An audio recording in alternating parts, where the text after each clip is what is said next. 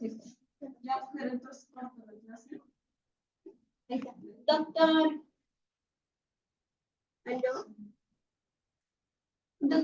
Doctor, buenas noches. El curso de hoy día se me olvidó.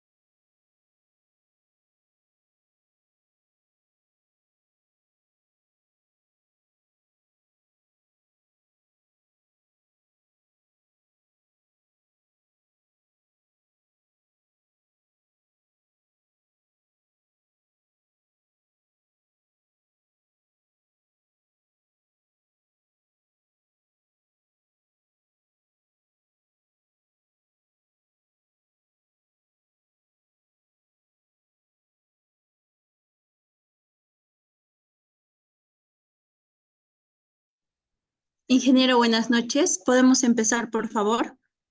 Claro que sí, buenas noches con todos. A Ya. ver, ok, ya Ingeniero, puedo buenas compartir. noches. ¿Podemos empezar, por favor?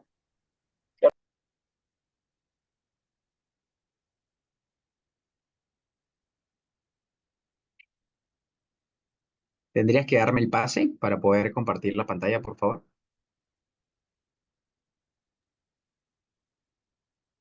Ya.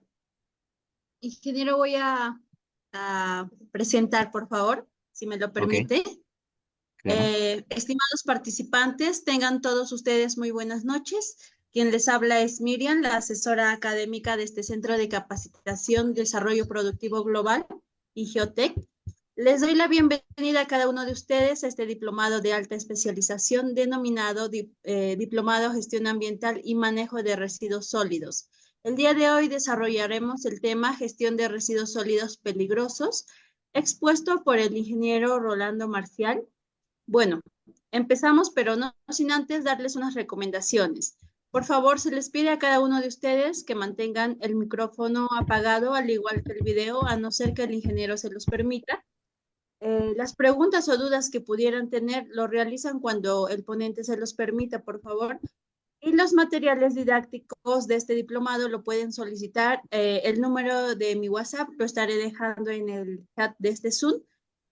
Sin más preámbulo, esperando que sea muy provechoso este diplomado para cada uno de ustedes, doy pase al ingeniero.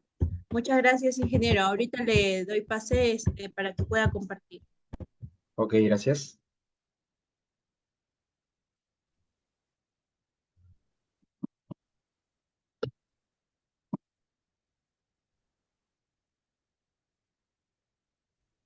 A ver, listo.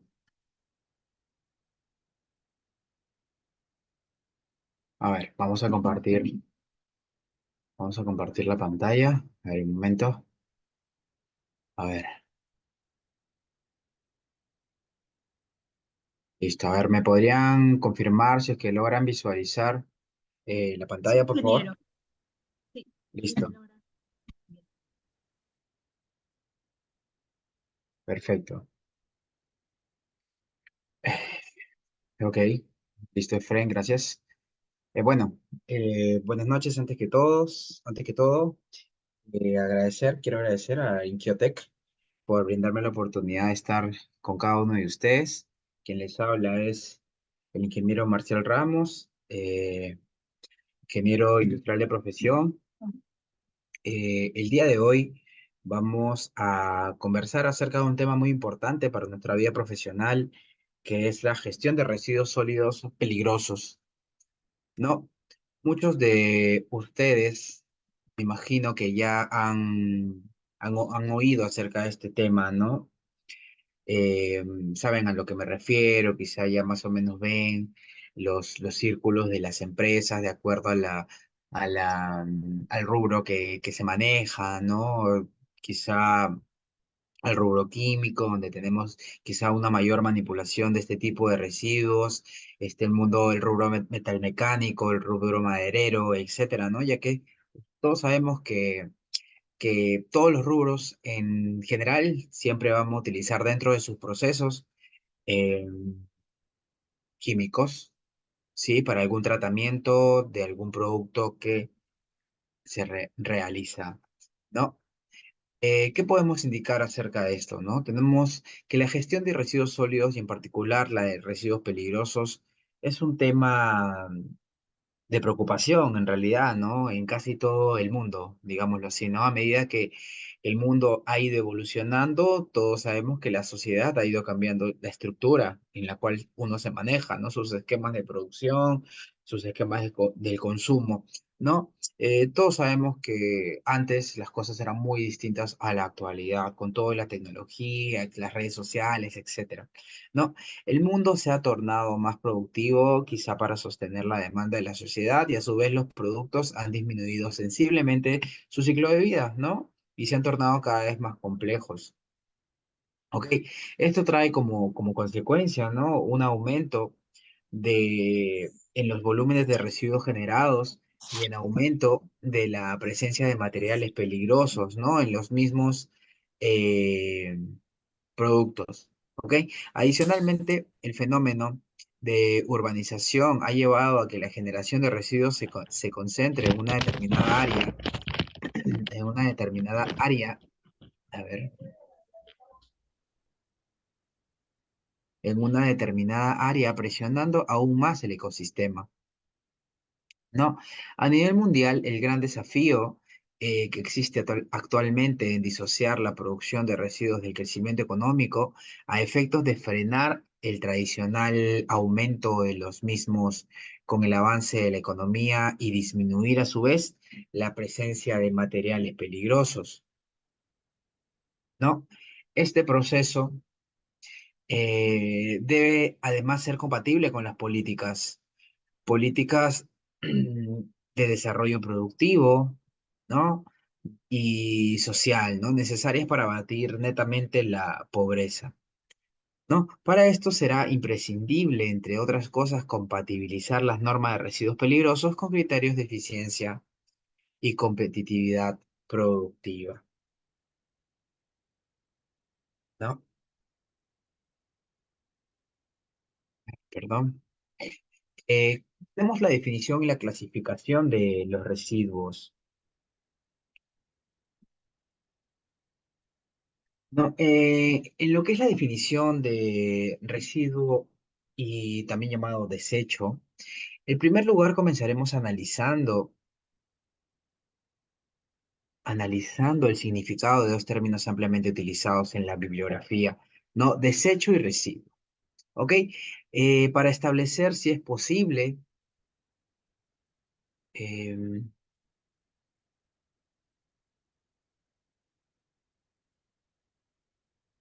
o no su uso con sinónimos. No, de acuerdo al diccionario de la Real Academia Española, tenemos las siguientes definiciones, ¿no? De desechos y residuos, ¿no? Desecho es aquello que queda después de haber escogido lo mejor y más útil de algo, ¿no? Cosa que por usado por cualquier otra razón no sirve a la persona para quien se hizo, ¿no? Desecho también residuo o basura, ¿no? Residuo, ¿no? Parte o porción que queda de un todo, de una proporción llena, ¿no? Aquello que resulta de la descomposición o destrucción de algo, ese es un residuo, ¿ok? Y el material que queda como inservible después de haber realizado un trabajo u operación, ¿sí? A continuación se presentan ejemplos de definiciones adoptadas para el término residuo en distintos ámbitos y con diferentes alcances. ¿No? En lo que es la Organización de las Naciones Unidas, ¿no? Es todo material que no tiene valor de uso directo y que es descartado por su propietario. Sí, en lo que es el programa eh, de las Naciones para el Medio Ambiente, ¿no? Incluye cualquier material descrito como tal en la legislación nacional, cualquier material que figura como residuo en las listas o tablas apropiadas y en general cualquier material excedente o de desecho que ya no es útil ni necesario y que se destina al abandono, ¿no? En lo que es convenio de Basilea, las sustancias u objetos a cuya eliminación se propone proceder o se está obligado a proceder en virtud de lo dispuesto en la legislación nacional, ¿no? Tenemos también la Agencia de Protección Ambiental de Estados Unidos, ¿no? Donde todo material, sea sólido, semisólido, líquido o contenedor de gases, es descartado. Es decir, que ha sido abandonado, es reciclado o considerado inherentemente residual. ¿Ok? Eh, También tenemos el Programa Regional de Manejo de Residuos Peligrosos del CEPIS, ¿no? Donde todo material que no tiene un valor de uso directo y que es descartado por su propietario, ¿no? Tenemos también la clasificación de residuos, en donde todos los residuos deben ingresar a un sistema de gestión que incluye manejo, tratamiento, transporte, disposición final y por último fiscalización, ¿no? El sistema de gestión depende del tipo de residuo que se considere debiéndose prestar especial atención a la gestión de los residuos peligrosos por su capacidad inherente de provocar efectos adversos. Es por esta razón que debe quedar clara la clasificación de residuos utilizada de forma para minimizar los riesgos derivados del ingreso de un residuo peligroso a un sistema de gestión diseñada para otro tipo de residuos, ¿no? Es por esta razón que debe quedar clara la clasificación de residuos utilizada, ¿no? De esta forma, con el fin de minimizar los riesgos derivados del ingreso de un residuo peligroso a un sistema de gestión diseñado para otro tipo de residuos, ¿no? Los residuos pueden ser clasificados utilizando diferentes criterios. Así tenemos, por ejemplo, ¿no? El estado, el origen, el tipo del tratamiento al que serán sometidos estos productos o potenciales a efectos derivados del manejo, ¿no? Tenemos también la clasificación por estado y la clasificación por origen. En lo que es la clasificación por estado, en este caso, un residuo es definido de acuerdo al estado físico en el que se encuentra, por lo que tendremos los siguientes grupos, ¿no? Ya que son sólidos, semisólidos, líquidos y gaseosos, ¿no? La clasificación por origen, ¿no? Se refiere a una clasificación sectorial y no existe un límite en cuanto a la cantidad de categorías o agrupaciones que se puedan realizar. No, dentro de estas categorías tenemos, ¿no? La categoría industrial, minera, en la parte de construcción, radioactivos, agrícolas, hospitalarios y también domésticos domiciliarios, ¿no? La clasificación eh, por tipo de tratamiento al que serán sometidos, ¿no? En este criterio de clasificación es útil para orientar la gestión integral de residuos de un país y particularmente útil cuando el objetivo es definir la infraestructura que se necesita para el tratamiento y la disposición final de estos residuos. ¿Ok? Es así que se pueden definir, entre otros, ¿no? Los residuos asimilables, residuos para los cuales la incineración es el tratamiento idóneo, ¿no? Residuos de, que se deben disponer en rellenos de seguridad, los residuos generados en grandes cantidades y los residuos pasibles de ser sometidos a un proceso de valorización. No, la clasificación por los potenciales efectos derivados del manejo por origen, ¿no? Tenemos los residuos peligrosos, ¿no? Que son aquellos residuos que por su naturaleza son, son inherentemente peligrosos, ¿no? Pudiendo generar efectos adversos para la salud o el medio ambiente, ¿ok? Estos residuos serán motivo de un análisis minucioso que se desarrollará posteriormente. Tenemos los residuos peligrosos no reactivos también, que estos son residuos peligrosos que han sufrido algún tipo de tratamiento por medio, el cual eh, han perdido su naturaleza de peligrosos, ¿no? Los residuos inertes son los residuos que no experimentan transformaciones físicas, químicas o biológicas significativas. Los residuos no peligrosos son los que no pertenecen a ninguna de las tres categorías anteriores. ¿Ok? Eh, Como ejemplos de esta categoría podemos mencionar los residuos domésticos, los residuos de poda y los de barrido, ¿no? Residuos peligrosos, ¿no? De manera genérica, se entiende por residuos peligrosos a los residuos que debido a su peligrosidad intrínseca, ya sea tóxica, corrosiva, reactiva, inflamable, explosiva, infeccioso, ecotóxico, pueden causar daños a la salud o al medio ambiente. Tal como se desprende de la definición planteada, es sumamente difícil definir con precisión cuál es el límite que separa a un residuo peligroso de otro que no lo es. Sin embargo, como fuera mencionado, la definición legal de residuo peligroso es necesaria a efectos de poder asegurar que el residuo ingrese a un sistema de gestión acorde con sus características y se puedan realizar los controles correspondientes, ¿no? Es necesario contar entonces con una definición clara y consistente de lo que significa residuo peligroso, de forma de poder desarrollar estrategias seguras para lograr una gestión ambientalmente adecuada de los mismos, ¿no? La definición debería contemplar que la variedad de residuos peligrosos se incrementa periódicamente como consecuencia de la utilización y la fabricación de productos, así como la utilización de nuevos procesos industriales.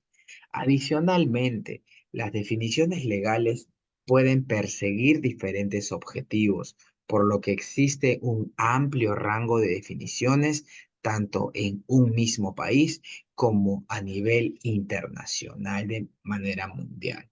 No, la selección de los criterios utilizados dependerá de las necesidades del país, ¿no? Del desarrollo de la política y la gestión de residuos, ¿ok? De los recursos presupuestales y las limitaciones en materia de infraestructura analítica para la caracterización de los residuos, ¿no? Dentro de este tema tan amplio, tenemos también la parte de la liberación y transporte de estos contaminantes, ¿no? En lo que es la liberación de contaminantes al medio, ¿no? La contaminación ambiental producida por los residuos peligrosos puede ocurrir en cualquiera de las fases de gestión de los mismos, ¿no? Ya sea en la generación, en el almacenamiento, en el transporte, en el tratamiento y en la disposición final. Se identifican básicamente tres tipos de liberación contaminantes, ¿ok? Tenemos las descargas controladas, tales como las emisiones resultantes de las etapas de generación, tratamiento, por ejemplo, los lixiviados, efluentes o emisiones gaseosas, ¿no? Las descargas no controladas o derivadas de prácticas inadecuadas de tratamiento y disposición de residuos, ¿no? Por ejemplo, los vertidos a cursos de agua, enterramientos, operaciones inapropiadas de vertederos o quemas a cielo abierto, ¿no? Eh, las descargas accidentales durante el almacenamiento, transporte y operaciones de manejo en general, ¿no? Estamos incluyendo los incendios, ¿no? Las ocurrencias de estas descargas, ¿no? Tipo y magnitud, se estará muy ligada al grado de avance en materia de gestión de residuos peligrosos. En particular, la existencia de marcos regulatorios y procedimientos de control, así como la eficacia de los mismos. No, la aplicación de tecnologías adecuadas para el tratamiento, disposición final de residuos y la adecuada operación de las mismas, ¿no? Asegura que las emisiones al medio ambiente sean tales que no impacten negativamente al medio receptor. Por otro lado, al disponer de procedimientos estrictos para el almacenamiento y transporte, con planes de contingencia, las probabilidades de liberación de estos contaminantes por descargas accidentales se ven netamente reducidas. No, finalmente, existen procedimientos de control eficaces, ¿no? Las descargas no controladas y las prácticas inadecuadas, en este caso, suelen ser mínimas. No, la liberación de los contaminantes en el medio ambiente depende netamente del estado físico de este residuo, ¿sí? El tipo de contaminantes y la forma que se encuentre, la tecnología utilizada en cada una de las etapas de gestión, la modalidad de operación en cada etapa, las condiciones climáticas y las características del medio. Sí, para analizar la magnitud de la liberación del contaminante al medio ambiente es necesario introducir el concepto de carga, ¿sí? Ya que la carga emitida de un contaminante corresponde a la cantidad de peso en dicho contaminante que es liberada por la unidad del tiempo. ¿Sí? Para las emisiones atmosféricas o los efluentes líquidos, la carga se calcula como el producto de la concentración del contaminante en la corriente de liberación por el caudal. ¿Ok? Tenemos también las emisiones atmosféricas, ¿no? Son que son más relevantes asociadas a la gestión de residuos peligrosos que se dan por los procesos de combustión. La carga contaminante emitida por las instalaciones de incineración dependerá del tipo de residuos tratados, ¿no? La tecnología de combustión utilizada, el diseño del incinerador, incluido su sistema de tratamiento de estas emisiones y condiciones de operación, ¿no? Las emisiones líquidas, ¿no? En este caso serán principalmente originadas por los procesos de tratamientos físico-químicos de residuos, ¿no?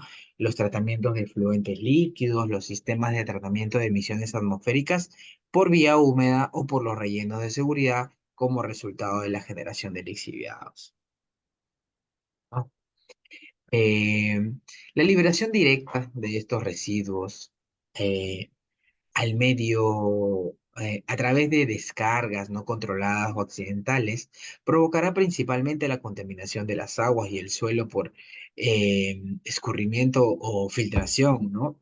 La velocidad con que ocurran estos procesos dependerán de las propiedades físicas del residuo y de las condiciones del lugar, ¿no? Al analizar la liberación de estos contaminantes en el medio, se deben tener en cuenta en forma adicional que los contaminantes pueden ser inestables en las condiciones ambientales a las que son expuestos, ¿no? Reaccionando, por ejemplo, con el oxígeno o con el agua y generando otros compuestos que pueden ser algunos casos más tóxicos, más solubles en el agua o liberarse como gases, ¿no? Lo que es el transporte de contaminantes en el medio. El transporte de contaminantes en el medio es el vínculo entre la liberación del contaminante por una fuente y el contacto con el receptor en el punto de exposición, ¿no? Cuando un contaminante es liberado al medio, existe la posibilidad de que ocurran varios procesos de transporte, transformación y acumulación, ¿no? La comprensión de los procesos involucrados en el transporte de contaminantes en el medio, incluido las transformaciones que los contaminantes sufren en dichos procesos, permite, además de evaluar el grado de exposición del receptor, conocer el impacto que tendrá dicha liberación sobre los comportamientos del agua, el aire y el suelo, ¿no? Y así constituir un elemento clave para diseñar los programas de monitoreo y control, ¿no? Acá tenemos una imagen donde se presenta un esquema simplificado, ¿no? Señalando la vinculación entre la liberación, el transporte de contaminantes en el medio ambiente y las vías de exposición para los diferentes receptores, ¿no? Para determinar el comportamiento de un contaminante una vez que es liberado al medio, es necesario conocer las propiedades físico-químicas del contaminante y su comportamiento ambiental, así como las características del medio físico donde se ubica la fuente y el receptor.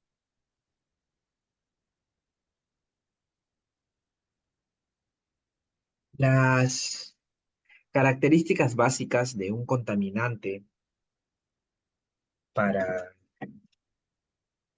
evaluar su comportamiento ambiental son aquellas que reflejan el grado de movilidad que pueda tener en los distintos medios, ¿no? Ya sea el agua, el aire y el suelo, ¿no? Su persistencia de la biodegradabilidad, el potencial de intervenir en reacciones químicas y de bioacumularse y biomagnificarse en la cadena trófica, ¿no? El clima, la geología, la edafología, la hidrología y la composición biológica de los medios son factores que podrán acelerar, retardar o atenuar la movilidad de los contaminantes en el medio ambiente, ¿no? Dentro de esto tenemos la movilidad y la persistencia. No, la movilidad del contaminante y su acumulación en los distintos medios dependerán de las características de los contaminantes y de la naturaleza. No, en lo que es persistencia, que nos indica que es la capacidad de permanecer en el medio ambiente largos periodos de tiempo sin sufrir degradación química o biológica, ¿no? La bioacumulación es un contaminante eh, de un contaminante es la afinidad de una sustancia a concentrarse en los tejidos de los organismos vivos, ¿no? Alcanzando concentraciones mayores que en el medio ambiente al que está expuesto, ¿no? La biomagnificación involucra el proceso por el cual aumenta en forma sucesiva la concentración del contaminante en cada eslabón de la cadena trófica, ¿no? La bioacumulación se cuantifica en función de los factores de bioacumulación o bioconcentración, ¿no? O en el caso de no contar con estos valores, se estima en función del coeficiente de partición octanol-agua, ¿no? El análisis del comportamiento de un contaminante una vez que es liberado al medio involucra el conocimiento profundo de los procesos físicos, químicos y biológicos que pueden ocurrir, ¿no? A modo de síntesis, en el siguiente esquema se presentan los principales procesos agrupados por categorías. Tenemos los procesos físicos, químicos y biológicos, ¿no? Ahí esa es una imagen para que ustedes lo tengan un poco más claro, ¿no? Estos procesos incidirán, ¿no? Principalmente en la movilidad del contaminante, ¿no? En la persistencia, la bioacumulación y la biomagnificación a través de la cadena trófica, ¿no? Adicionalmente, muchos de estos presentan mecanismos de atenuación de contaminantes, es decir, mecanismos que producen un retardo en la movilidad del contaminante o una transformación de las sustancias en otras menos tóxicas, ¿no? Ahí tienen también un ejemplo, ¿no? Acerca de toda esta información, ¿no? Las condiciones aeróbicas, la degradación biológica, la precipitación, la dispersión, ¿no? Riesgos asociados a los residuos peligrosos. Los residuos peligrosos pueden estar constituidos por uno o varios componentes con distintos grados de peligrosidad, ¿no? El peligro refiere a toda propiedad inherente o intrínseca del componente que le confiere la capacidad de provocar daños o pérdidas y en particular causar efectos adversos en los ecosistemas o la salud humana, ¿no? Los componentes peligrosos presentes en los residuos pueden ser agentes biológicos, productos químicos o elementos físicos, ¿no? El grado de peligrosidad de un residuo va a depender de factores tales como la agresividad de los organismos infecciosos, la toxicidad de las sustancias químicas, la corrosividad, la reactividad, la inflamabilidad y la capacidad de producir explosión de los componentes o la forma de los objetos presentes, ¿no? Para que se manifiesten efectos adversos, ¿sí? Sobre los ecosistemas o la salud, no alcanza con la presencia del material peligroso, sino que debe existir exposición. Esto es que los individuos de una determinada especie deben tener contacto con el material peligroso. ¿Ok? El riesgo asociado a un residuo peligroso se refiere a la probabilidad de que produzcan efectos adversos, ¿no? En la salud humana. En el ecosistema, los comportamientos ambientales o los bienes en función de la exposición directa a dichos residuos o la contaminación generada por las actividades de manejo de los mismos, ¿no? La gestión de residuos peligrosos requiere el conocimiento y la evaluación de los efectos perjudiciales,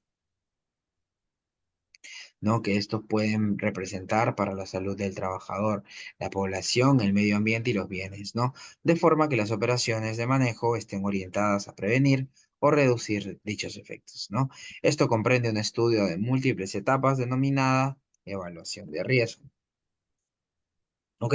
La evaluación de riesgo es un proceso sistemático eh, para estimar la magnitud y probabilidad de ocurrencia de los efectos adversos derivados de estos residuos peligrosos, ¿no?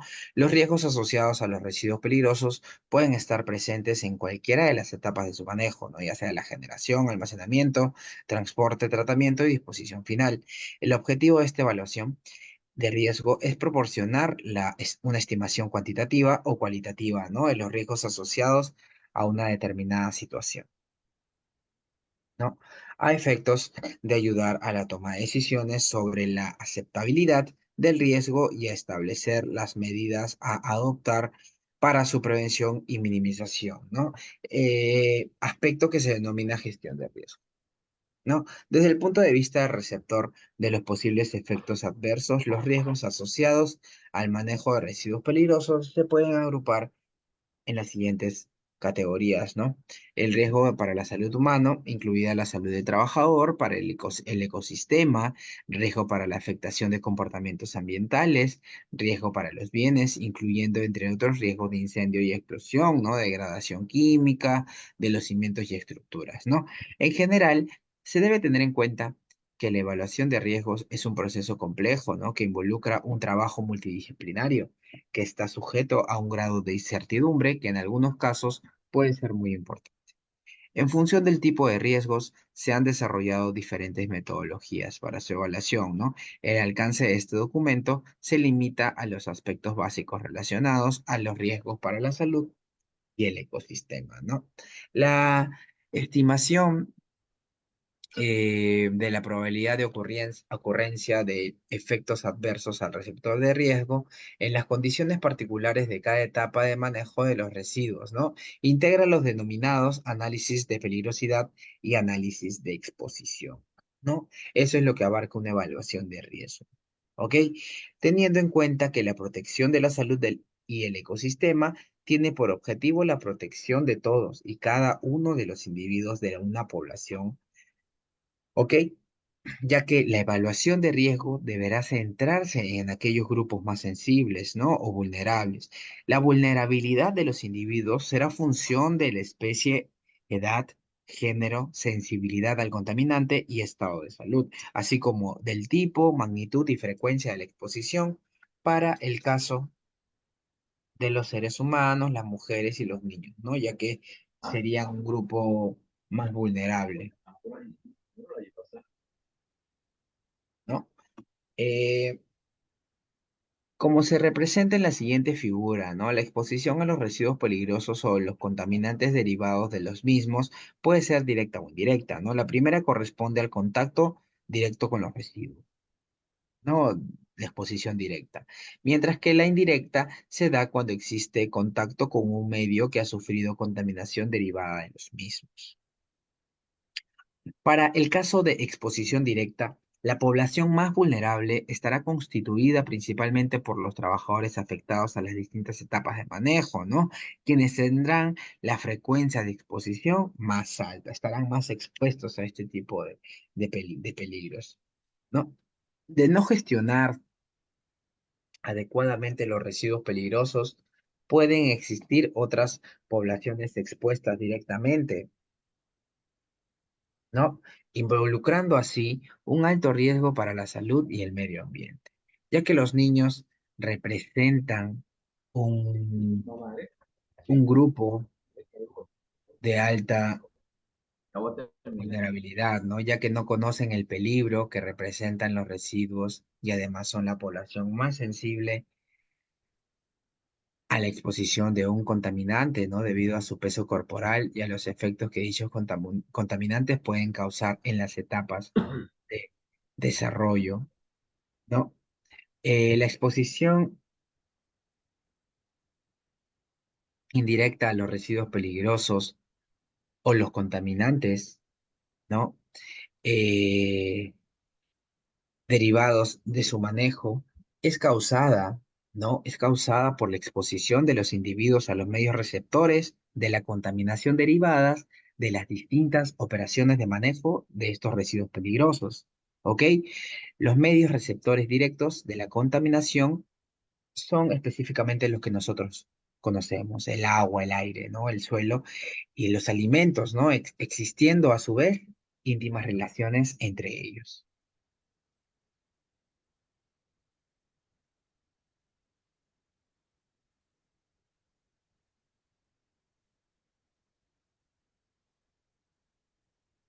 La contaminación de los medios estará condicionada por las propiedades intrínsecas, ¿no? Del contaminante, ¿no? Por las características de la fuente que determinarán las vías de liberación de contaminantes al medio, el proceso de transporte de contaminantes en los medios y las interrelaciones que existen entre ellos. No, el análisis de la peligrosidad eh, involucra conocer los constituyentes principales que le confieren la peligrosidad al residuo, así como otros contaminantes potenciales que se puedan generar como resultado de las transformaciones del residuo, ¿no? Como por ejemplo las dioxinas y furanos en el caso de la incineración, ¿no?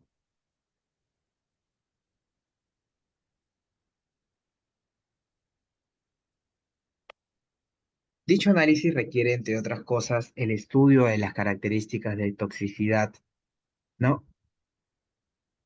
De los contaminantes, las características eh,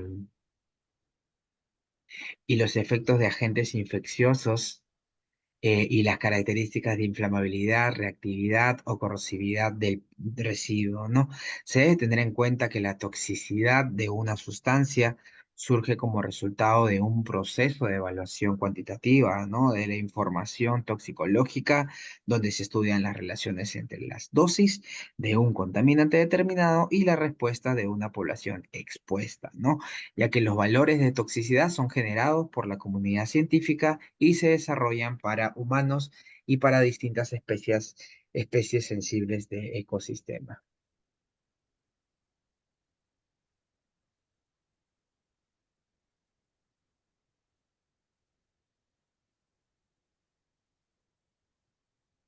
La toxicidad aguda evalúa los efectos ante una exposición de corto plazo, ¿no? Mientras que la toxicidad crónica lo hace para una exposición de un organismo a una determinada sustancia por un periodo prolongado respecto a su tiempo de vida, ¿ok? Se debe tener en cuenta además que los efectos de las sustancias químicas sobre los organismos vivos pueden ser diferentes dependiendo del tipo de exposición, ¿no? Ya sea crónica o aguda, ¿no? Y que algunas sustancias pueden presentar toxicidad aguda, pero no crónica, ¿no? Y viceversa. La toxicidad crónica es más difícil de cuantificar que la aguda, entre otras cosas porque es menor el conocimiento sobre los efectos a largo plazo que produce la exposición de una pequeña dosis de un contaminante, ¿no? Eh, el análisis de exposición se realiza con el objetivo de estimar el tipo de la magnitud de la exposición a la que estarán sujetos los receptores del riesgo. ¿Ok? Este análisis eh, debe dar como resultado la estimación de la exposición actual o prevista para el receptor y la concentración real, ¿no? O potencial del contaminante en los distintos medios sujetos a la contaminación por la fuente. El análisis de exposición debe incluir tanto la exposición por la operación normal como por las posibles contingencias, ¿no? El análisis de exposición incluye la identificación y caracterización de poblaciones expuestas, en particular de aquellas más sensibles, ¿no? El estudio de los medios por los cuales se transportan los contaminantes, la evaluación del comportamiento de los contaminantes una vez liberados al medio, ¿no? Las rutas de exposición y la duración y frecuencia de la exposición, ¿no? La estimación de la exposición cuantificará la magnitud, frecuencia y duración de la exposición para las diferentes poblaciones y rutas de exposición seleccionadas como claves. Esta estimación, ¿sí? Es sumamente compleja, ¿no? Por todos aspectos por todos los aspectos que tiene involucrado, ¿no? En la evaluación de riesgo para la salud, la estimación de la exposición de una población, se realiza mediante la estimación de las concentraciones, ¿no? Del contaminante en los medios de contacto, ¿no? Y los alimentos, cuantificándose la ingesta específica para la ruta, ¿no? La dosis de exposición representa la exposición normalizada para el tiempo y peso corporal, ¿ok? Expresada en masa de contaminante por unidad de peso corporal, está la fórmula, y por unidad de tiempo, miligramos kilo al día, la forma del cálculo es la siguiente, ¿no? Ahí está la imagen, ¿no? Donde CI es la concentración del contaminante en el medio ambiental seleccionado. TI es la ingesta diaria, media diaria. PC, peso corporal medio del individuo. Y FE, factor de exposición, que incluye datos de biodisponibilidad, absorción y la frecuencia con la duración a la exposición. No, la caracterización del riesgo para la salud, ¿no? La caracterización del riesgo para la salud se realiza utilizando procedimientos diferentes si los contaminantes tienen o no efectos cancerígenos. ¿Ok?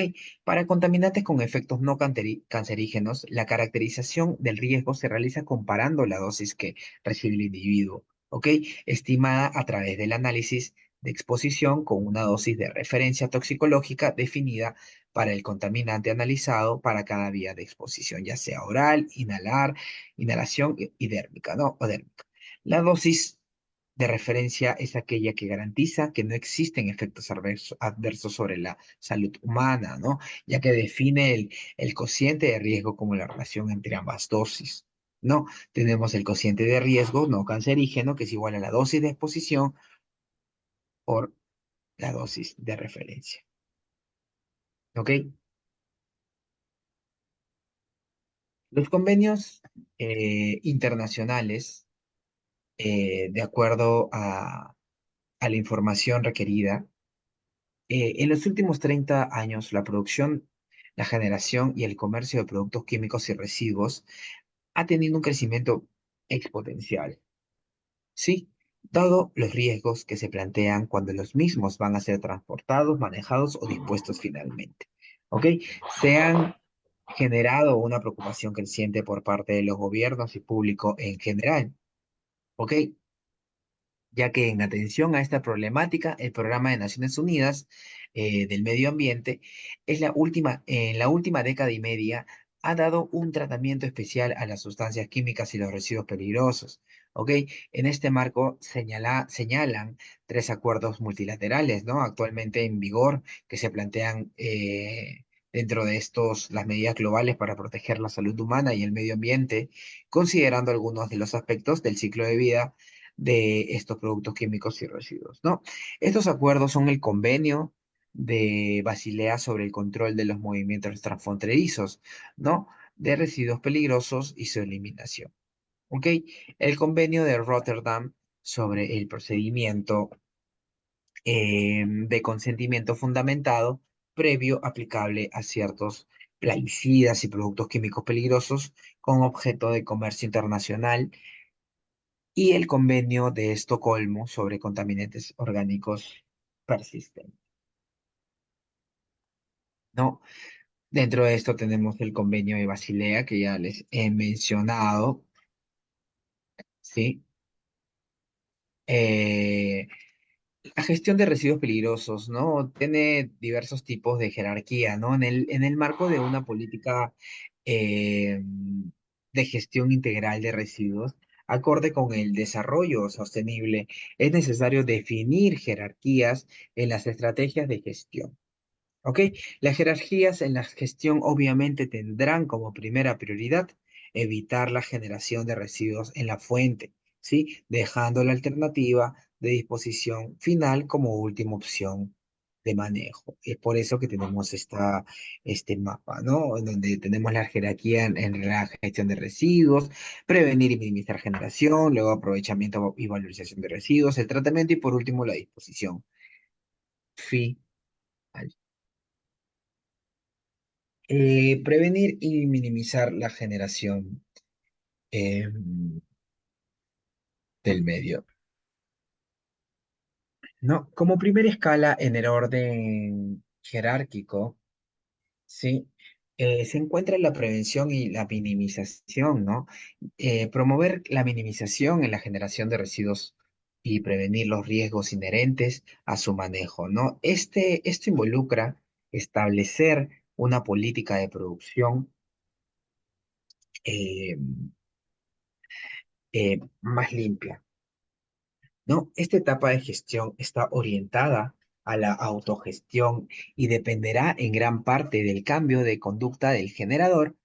Dentro de este concepto también se incorpora el concepto de consumo sustentable, ¿ok? Donde el consumidor final es la clave para minimizar la generación de residuos peligrosos generados como resultado final de la vida útil de un bien de consumo. ¿Ok? La aplicación de campañas de educación y sensibilización tendientes a modificar hábitos de consumo es esencial para atender este aspecto, ¿no? Sin perjuicio de ello, es necesario también incorporar una política de producción de bienes que apunte a disminuir, entre otras cosas, ¿no? La cantidad de materiales peligrosos presentes en los mismos, ¿no? Dentro de esto también tenemos el aprovechamiento y valorización de estos residuos, ¿no? Como segundo orden jerárquico, se debe fomentar la recuperación de materiales en un contexto de eficiencia económica, ¿sí? Y ambiental, ¿no? Involucrando tanto el reciclaje como cualquier valorización de residuos, ¿no? Es por eso que muchas personas hoy en día se dedican a esto, ¿no? Incluyendo la valorización térmica para su efectiva implementación, es necesario que se desarrollen los mercados de materiales reciclados, ¿ok?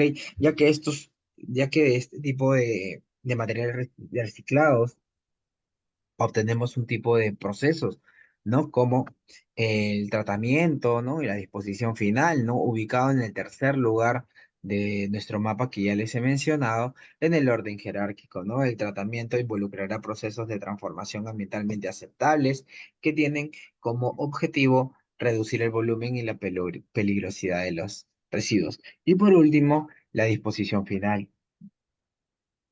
¿No? Esta última opción en la escala jerárquica, la disposición final involucra, ¿ok?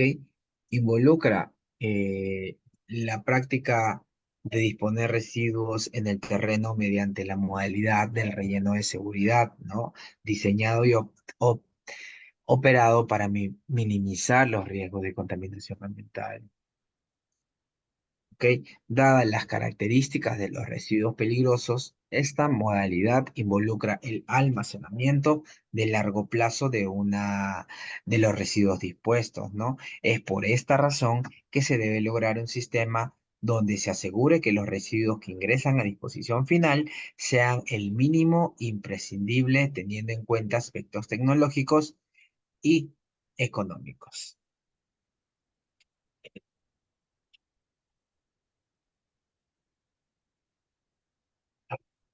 Bueno, em,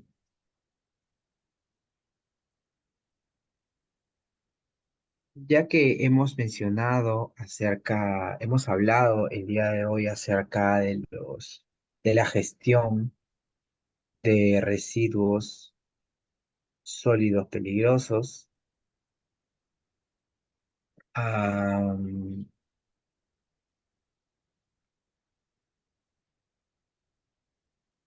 tenemos como resumen, ¿no? Que esto parte acerca de un proceso, ¿no? El proceso para la gestión de estos residuos peligrosos que ya se las he mencionado y repetido, ¿no? Tenemos la identificación, caracterización y medición de estos residuos, la separación de los tipos de peligros, de estos residuos. La documentación completa, que es muy importante dentro de del rubro laboral, ¿no? Y la notificación a las autoridades pertinentes, ¿no? Dentro de esto, también nosotros hemos hablado acerca de los planes de contingencia, ¿no? Plan de gestión de residuos sólidos, ¿no? Eh, ya que un plan es el proceso de aislar y confiar los residuos o desechos no peligrosos, ¿ok? En especial los no aprovechables en lugares especialmente seleccionados, diseñados y debidamente autorizados. Dentro de su correcto manejo, incluyen los procesos de minimización, reciclaje, recolección, almacenamiento, tratamiento, transporte y disposición final, ¿ok? Bueno, esto ha sido todo por hoy.